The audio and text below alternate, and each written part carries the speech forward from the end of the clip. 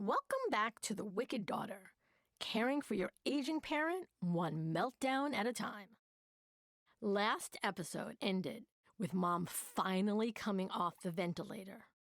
I wish I could tell you that meant the hard part was over. It didn't.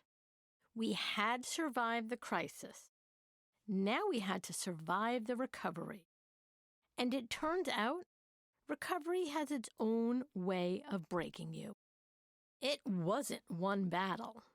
It was 10 different battles, all happening at the same time. The pulmonologist cared about her lungs. The cardiologist watched her heart. The orthopedic surgeon wanted her moving. The endocrinologist was keeping an eye on her blood sugar because the steroids had sent it climbing. Speech therapy was worried about swallowing. Physical therapy wanted her sitting up. Meanwhile, Mom was just trying to make it through another day. And me? I was trying to keep up with everyone else's plan. That's another thing nobody tells you about hospitals. Once the emergency is over, the problems don't stop. They just get smaller and multiply. It's like playing whack-a-mole. Every time one problem disappeared, another one popped up. Her oxygen looked better? Great. Now the feeding tube was clogged. Get that working? And now she has a UTI. The infection starts improving? Wonderful. Now the steroids sent her blood sugar through the roof. One problem down, 3 more pop up. One morning, the speech therapist came by to evaluate whether she can swallow safely. If she failed, she'd stay on the feeding tube. If she passed, she could finally start eating real food again. I had never been so emotionally invested. She passed the swallow test. I wanted to cheer. It felt like we reached another milestone. Real food. Finally. Then the tray arrived. And reality showed up with it. Mom looked at the fork, but she couldn't hold it. She knew exactly what she wanted to do. Her body just wasn't ready yet. So, for the next several weeks, I fed my mother, 1 bite at a time. It's funny how caregiving keeps changing your definition of a victory. A few days earlier, I was praying she'd breathe on her own. Now, I was celebrating applesauce. Then mashed potatoes. Then 1 more bite of chicken. Ordinary things suddenly felt extraordinary. I kept encouraging her. Just 1 more bite. You need the protein. Come on, Mom. 1 more. And she would usually give me that look. You know, the one that said, I've been eating longer than you've been alive. Which was true. Little by little, those tiny victories started adding up. Not long after Mom started eating again, I walked into her room and noticed something I hadn't seen since she'd been admitted. She looked present. Not healthy, not energetic, but present. Then she started talking. Quietly. I tried telling her, Mom, save your energy. She ignored me. Some things never change. every doctor who walked into the room got the same treatment. Mom had questions, comments, opinions. Apparently, nearly dying hadn't changed that. A few days earlier, I was celebrating applesauce. Now I was celebrating the fact that my mom was arguing with doctors. One morning, Mom told me she'd overheard one of the doctors telling a funny story outside her room overnight. I smiled politely. I figured she'd dreamed the whole thing up. Later that morning, the doctor walked in.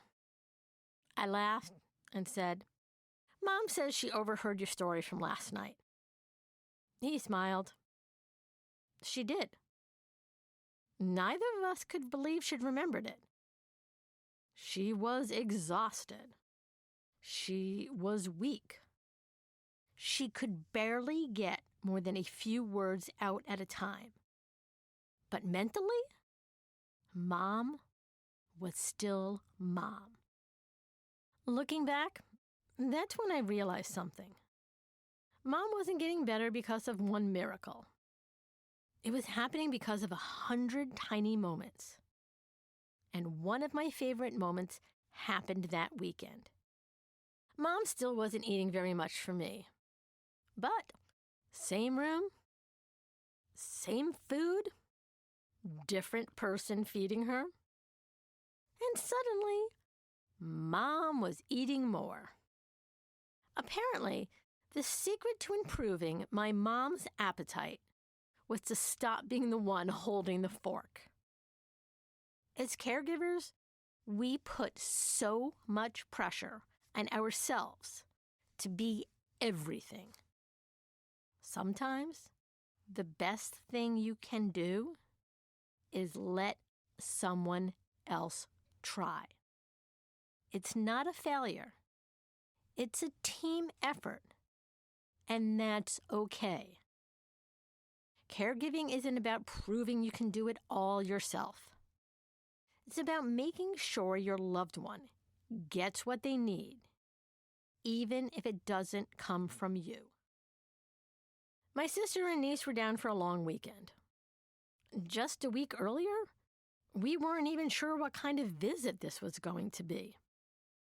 When Mom aspirated and ended up on the ventilator, I remember telling my sister, "You may want to come." Not because I wanted to scare her, but because I honestly didn't know if Mom would still be here. A week later, instead of saying goodbye, they were helping her recover. That felt like a miracle in itself. Watching Mom smile at them, trying to carry on little conversations, and somehow eating better for my niece than she ever did for me, reminded me that getting someone through something like this isn't a one-person job. It's built on 100 small moments and the people who show up for them. My sister and niece reminded me of that. They gave me something every caregiver needs: help. What I didn't realize was that help isn't the same thing as rest. Someone else had taken over the chair besides Mom's bed, but nobody had taken over the chair inside my head. I was still explaining, still worrying, still replaying conversations with doctors, still thinking about what came next. My body wasn't doing as much, but my brain never got the memo. I remember going home that night thinking, "I'm exhausted." And then I laughed because I'd had help all day. That's when I realized something. Caregivers don't just need help. Sometimes we need permission to disappear for an hour. to go home, take a nap, read a book, stare at the ceiling. Anything that lets your mind become quiet for a little while. Because getting someone well again isn't just hard on the patient. It's hard on the people who love them too. If you're lucky enough to have people who want to help, let them. Not because you're giving up responsibility, because you can't pour from an empty cup. Just when it felt like we were finally settling into a routine, the hospital reminded us there really wasn't such a thing. One of us was almost always with Mom. I'd spend part of the day at the hospital. My sister or niece would stay while I went home to do laundry, walk the dogs, or grab something to eat. Other times they'd leave to let Mom rest, and I'd come back later. The doctors and nurses were wonderful about keeping us informed. We'd often hear, "We're planning to move her." The only problem was, nobody knew exactly when a bed would become available. Sometimes it happened within an hour. Sometimes it took half the day. So we'd leave thinking Mom was still in the same room and come back to find she'd been moved. After a while, I'd stop in the nurse's station before heading down the hall. "So, where's Mom today?" They were moving her because Mom's condition kept changing. Sometimes she was breathing well enough that she didn't need ICU-level monitoring anymore. Then, a few hours later, she'd struggle a little more. Need more oxygen or need closer observation. And back she'd go. Getting better wasn't a straight climb. It was constant adjustments. Step down? Maybe her breathing was improving. Back to ICU? Okay. What changed? The room itself wasn't what mattered. It was what the move represented. A little less monitoring? A little more monitoring? I'd find myself asking, how is she doing today? What are we watching now? Not because I was questioning the staff. I was trying to understand what Mom's body was telling us, one room assignment at a time. The room changes became part of our normal. But every now and then, something would remind us just how fragile that normal really was. One evening after a breathing treatment, Mom's oxygen levels suddenly started dropping. 92. 88. 84.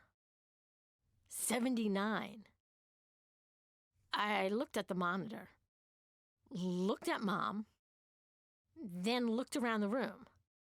Something wasn't right. I grabbed the nurse immediately. Thankfully, it wasn't another medical crisis. After the nebulizer treatment, the oxygen hadn't been turned back on. Within minutes, her numbers climbed back where they belonged.